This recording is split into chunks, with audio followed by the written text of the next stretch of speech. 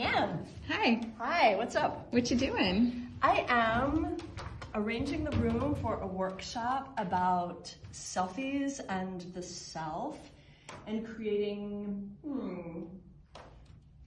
womb-like, no, like a nest-like space, but not too nest-like, safe and a little exposed somehow, yeah, so that I can welcome the students into it and then get them to feel safe, and then they find their own vulnerable selves and do a little bit of writing about it. Yeah.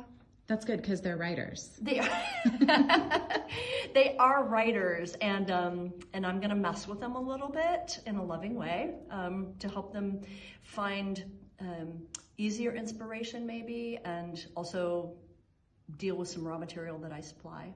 What do you mean easier inspiration? Because inspiration seems like some sort of like a bogey or otherworldly kind of thing that you have to court muses and, I don't know, do years and years of study to get really good at. And my theory, at least, is that inspiration is only arm's length away, no matter where you are. Yo, yo, yo, see? Touch the inspiration. Cool, thanks. You're welcome. See you later. Bye.